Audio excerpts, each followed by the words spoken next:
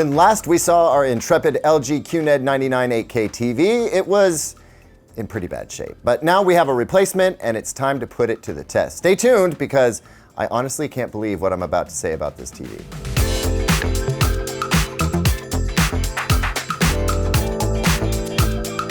Welcome back, everyone. I'm Caleb Dennison, and if you saw our last video on this TV, then you know we got right to the end only to determine that it was hurtin' for certain, and I had to hold off on offering any first impressions. Well, LG was Johnny on the spot with sending a replacement, and I'm pleased to report this TV is in fine shape, so we can finally move forward with this review. We're gonna need to talk a little bit about what QNED means, dig into this TV's features, and of course we're gonna talk picture quality and gaming, maybe toss in a few comparisons to the Samsung Neo QLEDs and TCL 8K6 series, and ultimately try to decide if this TV might be right for you. Before we get into it though, oh my God, were some of you ever pissed at the unboxing video? Hey, look, I'm sorry to get under your skin.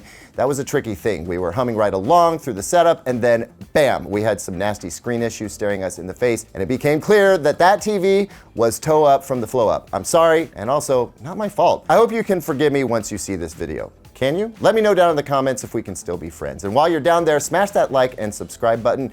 More of you viewers out there are subscribed, but not enough. How am I supposed to achieve world domination without your help? Thanks in advance for your support. Now, here we go.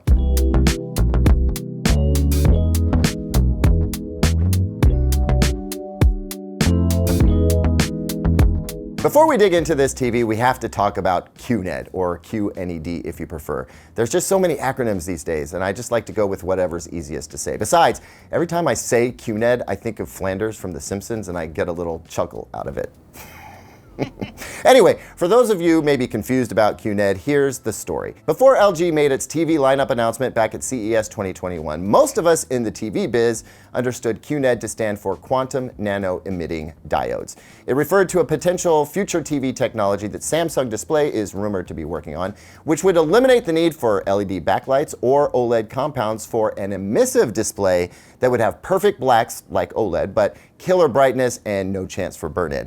That very futuristic, forward-thinking TV technology is not what this or any of LG's other so-called QNED TVs is all about. It looks like LG basically hijacked the acronym for its marketing purposes, tacked on Mini LED as a clarifier, and now it markets these TVs as QNED Mini LED displays. So forget the QNED part and hone in on the Mini LED backlight part, because that's all that really matters with any LG QNED Mini LED TV. The Mini LED backlight, which could potentially make for a brighter TV with better backlight control, improving black levels, minimizing blooming and halo, and really just taking a TV closer to the awesomeness of OLED, but without any of OLED's limitations. The other reason that Mini LED backlighting and the addition of quantum dots to LG's premium TV lineup is important in that historically, I have not thought much of LG's IPS LCD-based displays, at least not in its TVs. I've always felt like the better off-axis experience wasn't worth the milky black levels and lack of contrast that I saw in those TVs, which is why I haven't reviewed many of them, and those that I did review didn't get very good scores. That's why I, and many of you out there I know, have been curious about whether these QNED Mini LED TVs are a breakthrough for LG. Now, normally, this is where I would put in a teaser and make you wait for the big bomb drop, but I'm not gonna do that. Let me just tell you right now, this TV is fire. This is a huge step in the right direction for LG's TV business, and now it's competing directly with Samsung's Neo QLED TVs and TCL's new Mini LED backlit 8K6 series TVs.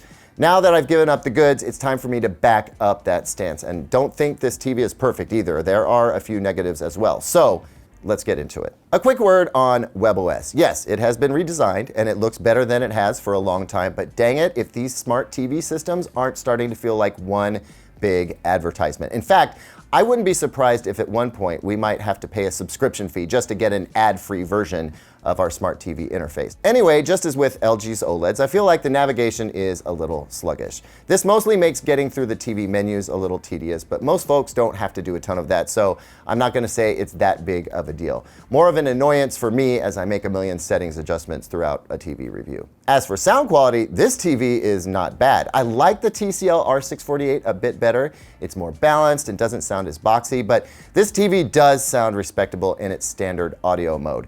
I do not care for any of the other audio presets, and that includes, no, especially includes the AI sound. Sorry, LG, I'm just still not a fan. But in the standard mode, the TV sounds full, adds some punch to explosive sound effects, and even the fake surround processing works fairly well. Stereo effects are especially noticeable, and dialogue clarity is no issue at all. So from a sound perspective, the TV gets a thumbs up. But again, a TV this expensive probably deserves at least a quality soundbar system with a subwoofer, if that's an option. A little Dolby Atmos with this TV would go a long way to delivering that cinematic experience.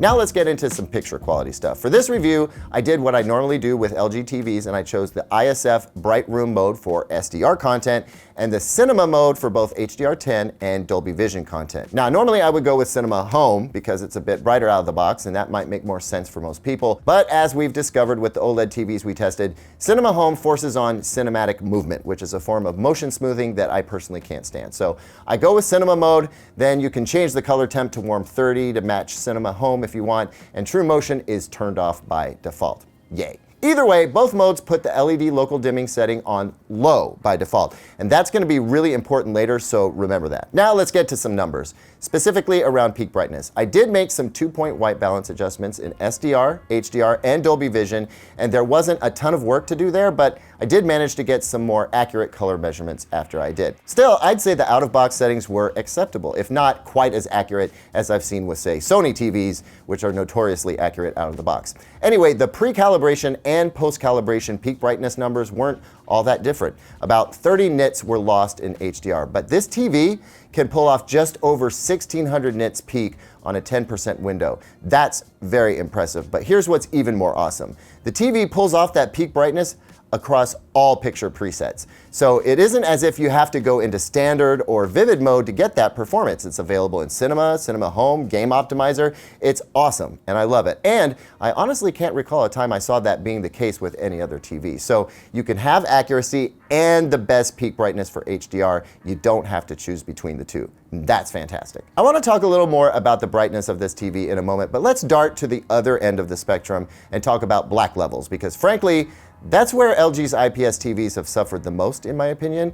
Well, as you may have guessed, I'm finding myself very impressed by the black levels and shadow detail displayed by this TV. It's always amazing to me just how much superior black levels can affect contrast, no matter how bright a TV can get. And this TV is delivering the richness of deep blacks that highly impacts color, whether you're watching in HDR or not. Of course, material that is made to show off black levels, like this LG footage, which is made to promote LG's own OLEDs, really shows off those black levels. And as you can see on footage like this, halo and blooming is very effectively mitigated.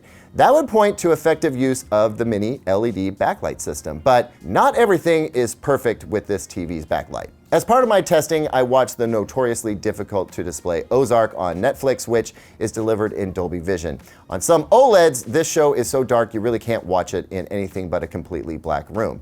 Anyway, on the whole, this LG QNED99 does a great job making even the darkest moments of this show reasonably visible. However, since I have closed captions on by default, I watch a lot of TV at night with the volume down for reasons, I noticed this issue when I had the LED backlight setting on medium or high. Here, the TV is elevating the light level for a brighter average picture level while maintaining all the deep blacks in the surroundings. But when the closed captions come up, suddenly the picture dims. And it's annoying because it's a significant dimming. Now, if I have the LED backlight setting on low, which it is by default, or even on high, then nothing really happens. But as soon as there is more contrast added in by the backlight setting, we get this dimming problem. And what's odd is that you'd expect the opposite to happen. And I did see the opposite happen at times. If the whole screen is slightly brighter, but darker than the closed captions text, then you can see the entire screen elevate in brightness. Sometimes.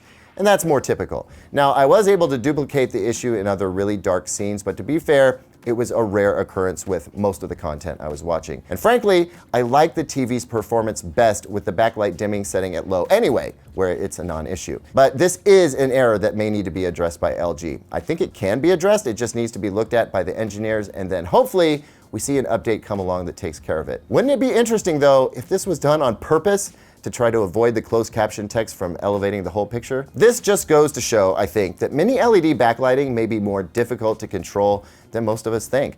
Compared to other TVs, I think the backlight algorithm and engine on this TV is pretty solid. I don't see a lot of luminance variance happening with most of the content I watch, and the backlight system seems to move fairly quickly, although like most of the other mini LED backlit sets I've watched, it can be sluggish at times as well. I hate thinking these complications may be inherent to the technology, but I'm beginning to think it might. And if it is, that means that mini LED may not be the OLED killing silver bullet most of us hoped it could be.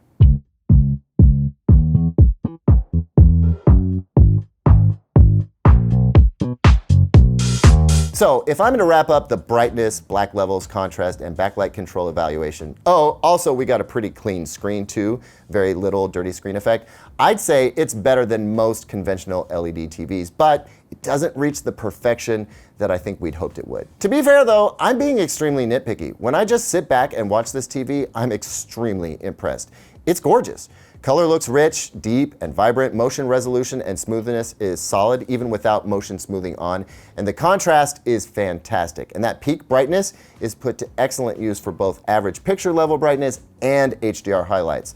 This is one of the best TVs LG has ever made, and certainly the best LCD-based TV the company has ever made, and that's a huge deal. Now, I'm just wondering how the 4K QNED Mini LED TVs look, and you know, we're gonna find out soon. But I digress. We still need to talk gaming, and I don't think there will be any surprises here. I've connected the Xbox Series X, and of course, there are 3 HDMI 2.1 ports to choose from if I want to leave the eARC port free. As you can see, the TV can unlock all of the Series X's potential, including Dolby Vision at 120 Hz. The input lag is extremely low. We've got LG's Game Optimizer dashboard, which is both handy and just plain fun, in my opinion. But most importantly, games look so good on this TV. It's got the depth that I get from LG's OLED, but it's got a lot more pop thanks to elevated brightness. And as game picture presets go, this is one of the more accurate modes you're gonna find.